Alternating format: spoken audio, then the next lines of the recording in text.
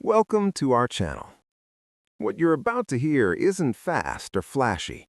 It's a slow burn, a true story about love, bad decisions, and a lesson that cost me far more than money. Before we start, ask yourself this one question. Would you marry someone you met on vacation? Because I did, and it nearly destroyed my life. It was 2007. I was planning a 2-week trip with my coworker Tom, an older engineer who'd never been to Thailand. I had already been twice. I'd seen Bangkok's chaos, the neon nights, the bar girls who knew exactly how to make you feel like royalty for a few hours. But this time was different. I wasn't chasing women. I just wanted sun, cheap drinks, and a reset from real life. We landed in Bangkok, booked a room off Sukhumvit near Nana Plaza. The first night was pure chaos, lights everywhere, overpriced beers, Tom laughing like a teenager. By the second night, he was already asking where to buy fake Rolexes and knock-off shirts. I told him Patpong Night Market. It was pouring rain when we got there. Tom pointed at a bar and shouted, "Let's duck in here." I followed him inside, not knowing my life was about to split in two. It was a go-go bar, loud music, flashing lights, girls dancing on stage. I sat down and noticed one girl sitting quietly off to the side. She wasn't hustling, wasn't smiling for money. She just watched me. Her name was N. Her aunt, who also worked there, leaned over and said, "She's new." I wasn't looking for anything. I bought her a drink, talked a little, and left. Tom stayed behind, flirting with a woman who claimed she was 34. I didn't believe her for a second. The next night, N was there again. I don't know why I went back. Maybe it was the way she looked at me, like I wasn't just a wallet. We didn't even drink alcohol, just water. She told me her mother was sick. She cried. She said she had 2 kids, both from Thai fathers. That should have been my exit, but it wasn't. Something about her sadness pulled me in. That night, she came to my hotel. No money talk, no drinking. She just stayed. 2 days later, Tom and I flew to Phuket like we'd planned, but I couldn't stop thinking about her. After 2 nights, I told Tom I was flying back to Bangkok. He laughed and said, "Then go. She's not like the others." I went back, found her again. She looked genuinely shocked and happy. I told her I wanted to spend the rest of my trip with her.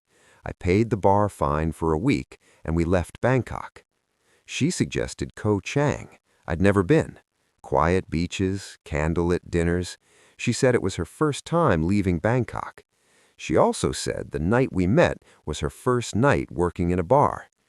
I knew that was probably a lie, but I wanted to believe it. She told me she wanted to quit the bar and be with me, and I fell hard. Back in Bangkok, we met Tom for drinks. N joined us, still only water, quieter than the other girls, more reserved. Tom leaned over and said, "She's different. Maybe you found a good one." At the airport, when it was time for me to leave, she cried. That broke me. No bar girl had ever cried for me before. On the flight home, I kept thinking, maybe this is real. Maybe it's more than a holiday fantasy. Back in the UK, we messaged every day. A few weeks in, she said she wanted to quit the bar, but needed help. Just enough money to finish a house her family was building in Surin. I told her I only had about £3,000 saved. She said that was enough. I promised to bring it when I came back. I booked a flight for December. We planned to spend New Year's together. When she met me at the airport, she was glowing. That night, fireworks lit up the sky over Nana Plaza. I got drunk and said something stupid. "Let's get married before I leave." She froze, then smiled. "Really?" I nodded. Families were called, gold rings were bought, a small registry ceremony followed. No big demands, just dinner with my family, she said. We traveled to Surin. The house wasn't finished, so we stayed at a hotel. I met her family, including her son, and her niece, the same niece I'd seen dancing in the bar. That was uncomfortable. Even stranger, the niece had married an older Englishman and was building a house next door. "You'll be neighbors," she said, smiling. I wasn't sure how I felt about that. Still, over time, things softened. Her family was polite. Her son was shy but warmed up when I took him swimming. He'd never been in a pool before. Watching his joy made me think maybe I could belong here. She talked about the house, 2 bedrooms, tiled floors. For us, she said. That word hit me harder than I expected. Back in Bangkok, we rented a small apartment near the airport. Cheap, clean. She didn't want me visiting her old place, too many nosy neighbors. A red flag, but I ignored it. I was married now. Trust was mandatory. Slowly, things changed. She seemed tired, irritable, distant. Then she brought up dowry. If this story is hitting close to home, pause for a second, hit like, subscribe, and stay with us. We share real stories from the shadows of paradise, and this one matters.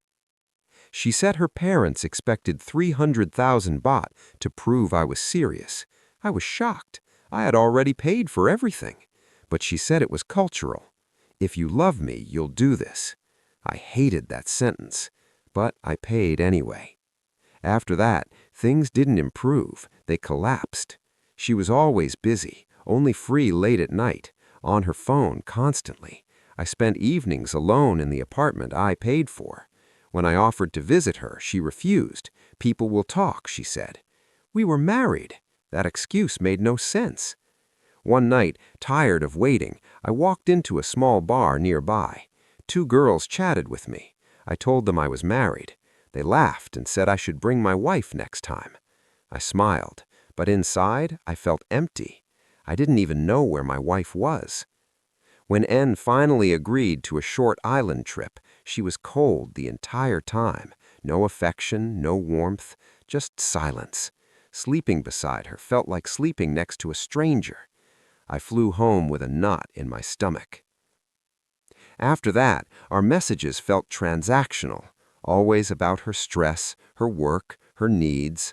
I sent money weekly, helped with paperwork. It felt less like a marriage and more like a job. Then she mentioned a difficult client, an American doctor. When I asked questions, she shut down. The next day, she vanished.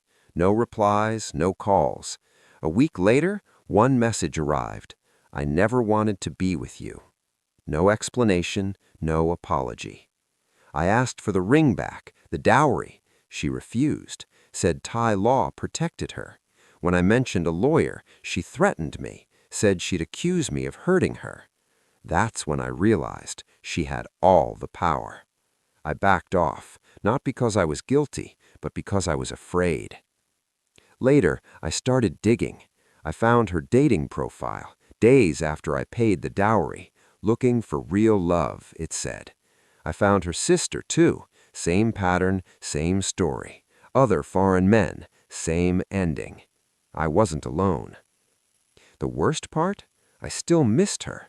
Not the real version, but the one I believed in. The mornings, the laughter, the illusion. We divorced in 2018. 10 years of my life.